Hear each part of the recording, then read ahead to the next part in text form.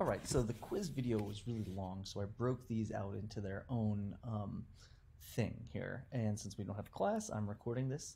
So I have some additional concepts for making a clean composition, right? So let's think about what makes a composition feel clean, and it's about how we perceive visual data and understand and turn it into meaning and grouping and things as as people. So the opposite of design is disarray. Design is ultimately about creating that order, right, to make it easy on the mind, reduce cognitive load, so that you can get your communicative message across. So pause the video for a second and look at which one feels cleaner and why, or at least just right now look at it and say, which one do you think of these two is cleaner? And I'm going to guess that if you pause the video and think about it, or just thought about it while I'm rambling here, you would pick the one on the right. And the reason for that is a term called coincidence. So we talked about all these different Gestalt principles, and one is continuity. And continuity allows us to connect items together. And so on this one, I arranged it so that we're using those edges of objects to connect them together. And when we use the edges, we call that coincidence, which is slightly different than when we use the central axes of things. But notice that like everything is, I'll use the term anchored a lot. When things are anchored to each other in some way, it winds up feeling cleaner. And anchoring just means having it so that there's like an imaginary line that connects things. Now this one, which one feels cleaner and why? And pause the video or think about this real quick. I'm going to guess that you pick the one on the right. And the reason for that is another term called gamete. And gamete is a concept where you limit the number of different angles. And this creates a cohesion, because if you remember Gestalt principles are about grouping things. And when we group things together, we can actually make them into less things for our mind to hold, right? And there is a Gestalt principle called parallelism. And so when we see the lines in the one that was on the right, I only had two angles of lines actually.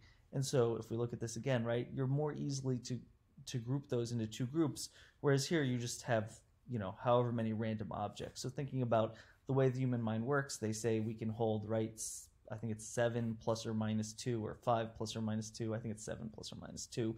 How many things we can hold in our working memory at one time.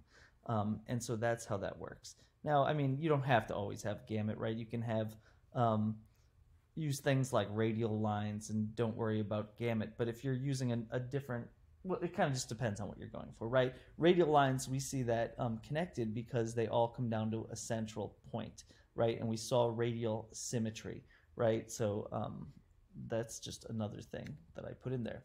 Another term that's really important is the greatest area of contrast. And our eyes are drawn to an area in any composition with the greatest contrast. And the greatest area of contrast is where in your composition the lightest lights meet the darkest darks. And so what we want to do as designers is put then our main information as the greatest area of contrast.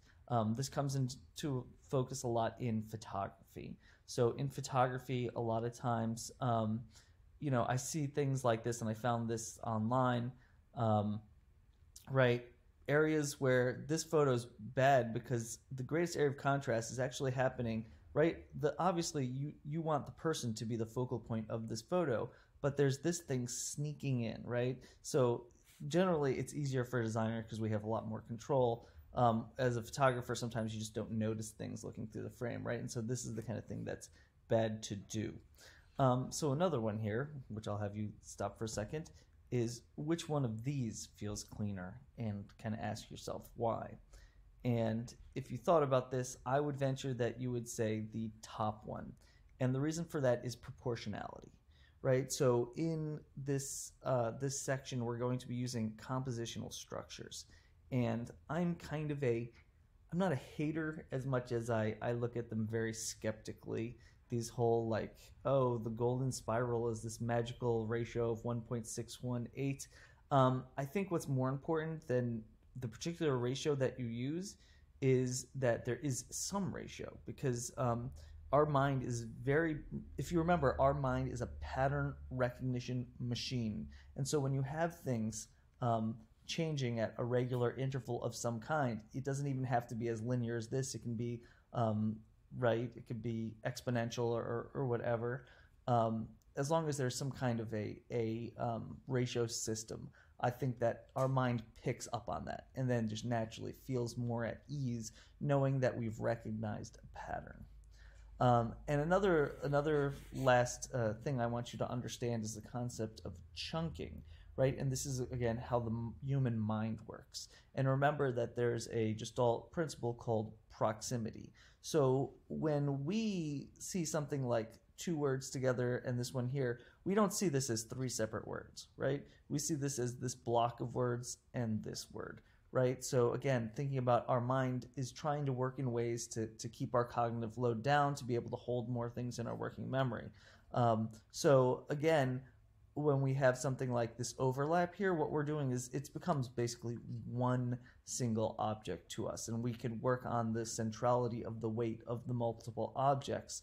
We don't think kind of in, now there are some with the colors and stuff, we will see differences in their centralities, but oftentimes, like say we have this and we're countering it with something else, it's likely that then this is going to be the one object. We're not going to think in terms of each individual. Maybe in this example where there's only one, you will think in terms of the individual because there's three different things here.